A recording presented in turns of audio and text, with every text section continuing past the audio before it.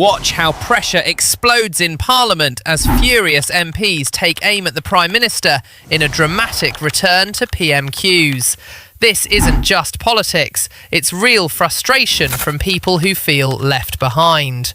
With growth slashed and costs rising, millions are asking the same question: who is actually listening? Before we continue, please take a moment to like this video and subscribe to Britain Daily. It's completely free and it helps us keep bringing you the hard-hitting stories that matter. Let's watch this explosive clip. Saoirse Eastwood. Thank you, Mr. Speaker. Mr. Speaker, 2 years ago, people voted for change. But what have they got? More of the same. But it hasn't been them that have let down their end of the bargain. My constituents are working themselves to the bone. And let's be absolutely clear, they are working and still having to claim benefits. There's not a single section of society, whether it's farmers, care workers, students, you name it, they have been let down. And I don't want that to be the case. We need to show that this House works for them. Because actors will step into that space. People would love nothing more than our democracy to be toppled because we cannot show our people a better way of life. We used to say to people, if you work hard, you get on in life. That hasn't been the case for years. Will this government now change economic and fiscal course and deliver for people in the worst cost of living crisis? Prime Minister. Mr. Speaker, wages are going up higher in the first year of this Labour government they did in the 10 years of the party opposite being in power. We've taken the decision at the budget to cut energy bills across the country. I was in Northern Ireland, as she knows, just a few weeks ago, making the announcement about heating oil, which is obviously a huge concern in Northern Ireland, hearing what people had to say, putting in place £53 million. The authorities in Northern Ireland will administer that, but we're looking more widely at what we can do. Thank you, Mr. Speaker. Prime Minister, there is severe hardship being experienced by businesses, consumers and families right across the United Kingdom. Not just normal cost of living costs, but fuel costs is exceptionally high and getting higher. There are protests being organised as we speak for next week. Prime Minister, we need action delivered as quickly as possible in order to ensure that these protests don't escalate out of control and people see that politics matters, governments listen and take action rather than just offer words. Can I thank him for his question? I know that his constituents and all of those in Northern Ireland are concerned about the impact that the war in Iran is having on them. I was in Northern Ireland just a few weeks ago where I spoke directly to party leaders and we announced what we're doing in that regard on heating oil. Obviously, fuel duty is frozen until September. Energy bills have been reduced. And we've also made it clear that we wouldn't tolerate profiteering or unfair practices, which was a particular concern raised with me when I was over in Northern Ireland. The most important thing we can do is to de-escalate the conflict and get the Straits of Hormuz open, and that's why I'm co-hosting the summit on Friday in order to make progress on both those fronts. Thank you. Thank you, Mr. Speaker. Welfare spending is set to rise by another £70 billion by 2030. And the last time I asked the Prime Minister about this, he said he was mending the system. Well, since then, Mr. Speaker, this disastrous Labour government have raised taxes on working people to give even more to those who don't. The people I speak to across Broxbourne think that this Labour government are taking them for mugs. So what does the Prime Minister say to working people across this United Kingdom who are being asked to pay more and are getting less? I'll tell them they were let down very badly by the last government for 14 years, and we're clearing up the mess. Thank you, Mr. Speaker. After 25 years on Princess Risborough High Street, retailer Cato have said they are closing, citing hikes in business rates and the increases on taxation on employing people amongst their reasons. A few yards up on Duke Street, Salon 24 Hair, for the first time in 21 years, cannot afford to take on a new apprentice. How many more businesses need to close, jobs be lost, and apprenticeship opportunities trashed need to happen before this Prime Minister understands that the practical outturn of his policies aren't working? Well, I'm concerned to hear of those examples. We have put in place support for small businesses, and I'll make sure that's available to him to pass on to his constituents. Dave Roberts. Thank you, Mr. Speaker. Tomorrow night I will be hosting a public meeting about the chronically delayed Burntwood Health Centre. For over a decade, well over a decade, people in my town have been let down by the lack of this replacement facility. We thought there might be light at the end of the tunnel when we were promised it by the end of 2025, but the end of last year came and went, no health centre and not even a planning permission. Will the Prime Minister agree with me that the County Council, now led by Reform, have promised a new health centre to the people of Burntwood, and they must make sure that there are no more broken promises to my constituents? Prime Minister. Well, he's a great champion for his constituents, and it's shocking that they've been waiting over a decade for this practice. I agree with him, but sadly, Reform's leadership in Staffordshire is an absolute mess. They've had three leaders in 3 months, one of them forced to step down for appalling racist comments, and they're simply not getting on with the job. He's obviously proud of that. All you can count on for Reform is chaos and division. Final question, Davidson. Thank you, Mr. Speaker. Last year, my constituents suffered the closure of the urgent care centre at Mount Vernon Hospital.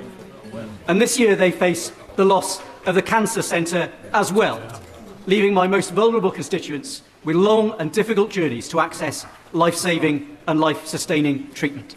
So will he encourage his Health Secretary to join in the U-turns and guarantee the future of Mount Vernon Hospital?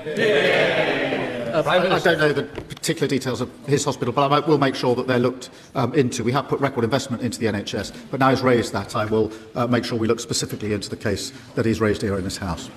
Trent David, Leader of the Liberal Democrat. Thank you, Mr. Speaker. Can I echo the words of the Prime Minister about the Southport inquiry and also the 37th anniversary of the Hillsborough tragedy? Our thoughts are with all the families affected and the survivors, and I hope he will deliver on the Hillsborough law. Today, Mr. Speaker, also marks the 3rd anniversary of the start of the devastating civil war in Sudan. I hope he will recommit to real action in the face of the world's greatest humanitarian catastrophe. Mr. Speaker, in a phone call with Sky News last night, President Trump has threatened to rip up his trade deal with the UK as punishment for us not joining his idiotic war in Iran. Mr. Speaker, this must be the last straw. Surely the Prime Minister can't send our King to meet a man who treats our country like a mafia boss running a protection racket. Minister. Can I join him in his comments about Sudan? We often overlook the fact this is the greatest humanitarian crisis facing the world at the moment. My position on the Iran war has been clear from the start. We're not going to get dragged into this war. It is not our war. And a lot of pressure has been applied to me to take a different course. And that pressure included what happened last night. I'm not going to change my mind. I'm not going to yield. It is not in our national interest to join this war, and we will not do so. I know where I stand. Mr. Speaker, in relation to the King's visit, the purpose of the visit is to mark the 250th anniversary of relations and independence, obviously, of the US. The monarchy is an important reminder of the long-standing bonds and enduring relationship between our two countries, which are far greater than anyone who occupies any particular office at any particular time. Mr. Speaker, President Trump is one of the most unpredictable people we have seen on the world stage, and I hope he does not embarrass our monarch. But moving on, Mr. Speaker, last year the Prime Minister claimed he'd done some special deal, so Brits would be able to sail through e-gates at EU airports. But that's not the experience of families returning from holiday this week. Long queues at borders and passport controls are the latest symbol of the Brexit disaster. But they're also a symbol of this government's failure to repair that damage. So will the Prime Minister apologise for misleading British travellers? And can he tell them when they will be able to sail through passport control? Prime Minister. Mr. Speaker, I've made it very clear that I think our national interest lies in close relationship with the EU on defence, security, energy and the economy. And I was very pleased that at last year's summit we did negotiate an agreement on e-gates, and we're pushing hard on that. We have another summit this year where I intend not just to make good on what we've already agreed, but to go closer to the EU in the relations that we have. What you've just seen isn't just another noisy session in the House of Commons. It's a reflection of something much deeper happening across the country. Because behind every question raised in that chamber, there are real people. People working longer hours, struggling with rising bills, watching their savings shrink, and wondering why things don't seem to be getting better. And when they hear that economic growth is being cut, inflation is rising, and even global institutions are warning of serious risks ahead, it hits hard. This is where the emotional weight of this debate really lands. When MPs stand up and talk about businesses closing, families struggling, and communities feeling abandoned. That's not political theatre.